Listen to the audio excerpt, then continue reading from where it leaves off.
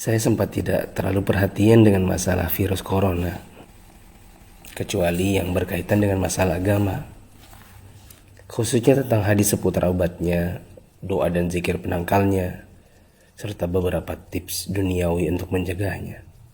Mungkin karena saat itu corona belum hadir di Indonesia. Beritanya masih sekitaran Cina. Isinya tentang perjuangan pemerintah dan tenaga medis melawan corona di sana. Itu tergambar dari foto wajah tenaga medis yang memerah bekas masker dan kacamata. Saya hanya sebatas mengerti betapa beratnya tugas mereka.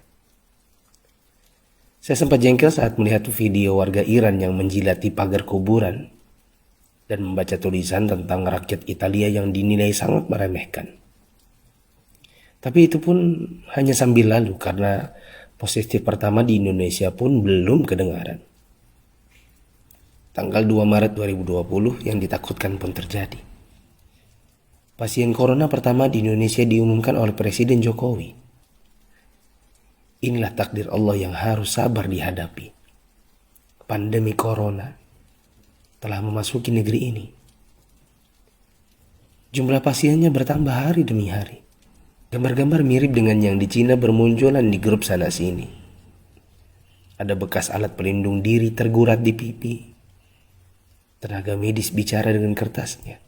Kami kerja untuk kalian, mohon kalian tetap di rumah untuk kami. Ada juga yang bunyinya, haus, ingin minum, tapi gak berani. Seorang dokter yang sudah sepuh dalam balutan baju perang seolah berkata, jikapun ajal datang, tidak mengapa. Karena raga yang sudah tua ini memang harus ikut berjuang, tidak hanya bisa berdiam diri. Ikatan Dokter Indonesia menyampaikan bela sungkawa karena 7 orang dokter di garda depan meninggal. 5 dari mereka wafat karena tertular virus ini.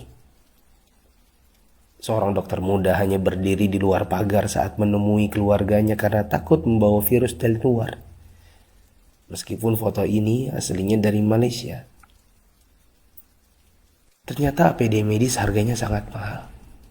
Dan sekali pakai saja. Saking krusialnya, para ulama dan ustadz-ustadz yang mumpuni ilmunya sampai mengeluarkan fatwa. Bolehnya tim medis sholat tanpa wudhu, tanpa tayamum. Lantaran pelindung dirinya tidak boleh sembarang dibuka.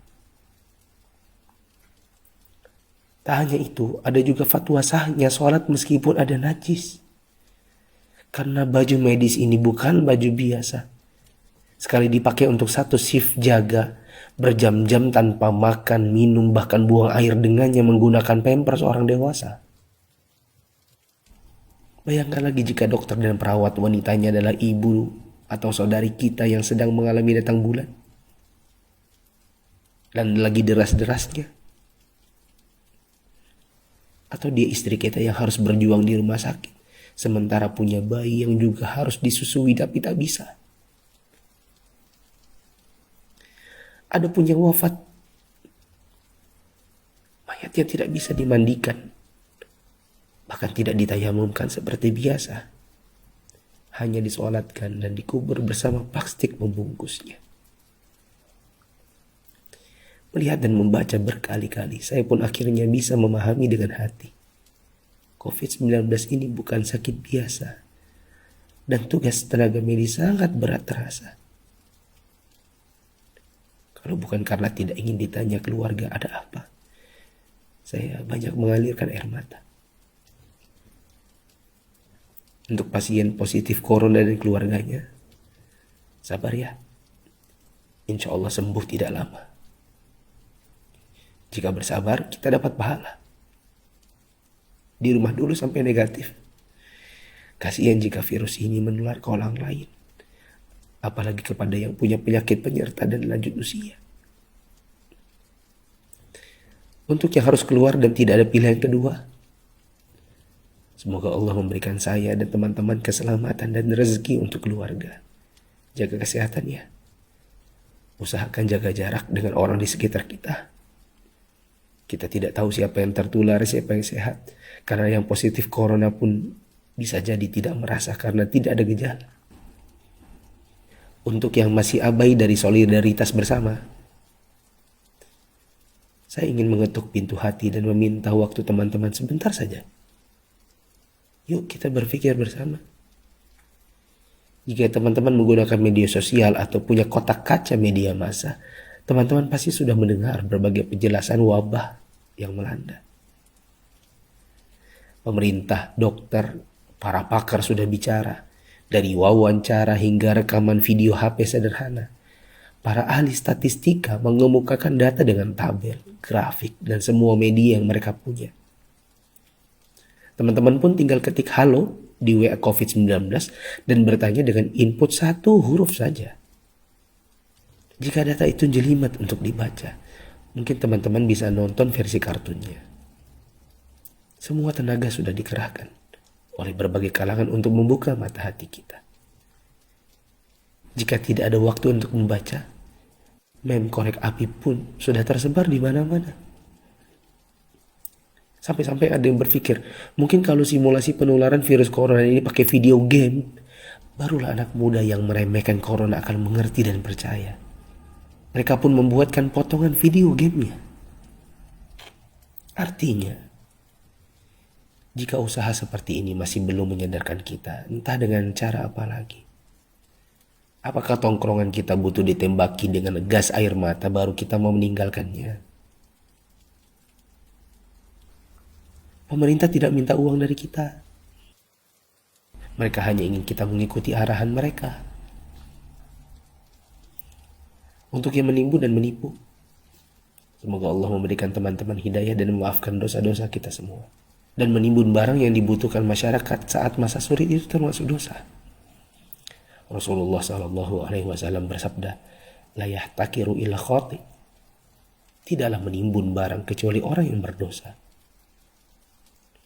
Terlebih lagi bila menipu dan berdusta. Kami hampir tertipu dengan penawaran masker murah yang tadinya kami akan bagikan gratis kepada orang-orang yang membutuhkannya. Di mana hati kita? Apa kita bisa tertawa saat orang lain menderita? Teman, turunkanlah harganya ke harga normal jika engkau tidak bersedia menggratiskannya. Seperti pahlawan jalanan yang membagikannya. Untuk yang kaya. Kaya yang sesungguhnya itu adalah jika harta itu bermanfaat bagi orang di sekitar kita. Bukan hanya untuk pribadi semata. Yakinlah kekayaan, saldo ATM, rumah miliaran, outfit jutaan, mobil mewah memang membuat kita besar di mata manusia, tapi tidak ada artinya di sisi Allah yang Maha Kaya jika tidak menghasilkan amal dan pahala. Saya mau sumbang jam tangan dan beberapa barang lainnya yang mungkin tidak seberapa jika dibandingkan dengan teman-teman menyumbangkan harta nantinya. Terserah untuk pos dana apa, mungkin masker, mungkin APD tim medis, hand sanitizer, sabun cuci tangan dan sebagainya. Kita harus cintai harta kita ini dan bawa dia ke akhirat. Jangan sisakan untuk dunia. Untuk Bapak Presiden, BNPB, para gubernur, wali kota, dokter, perawat, ustadz, influencers, dan fundraisers, thanks for all you've done. Terima kasih. Jazakumullahu khairan. Semoga Allah balas teman-teman dengan tambahan iman, hidayah dan pahala hingga kita semua bisa dikumpulkan Sang Pencipta di dalam surganya. Jika menurut teman-teman ada orang di luar sana yang belum tergerak hatinya untuk punya empati kemanusiaan dalam wabah corona ini, coba kirim ke mereka. Siapa tahu setelah ini mereka bangkit mengerjakan amal kebajikan dan kita ikut dapat pahalanya.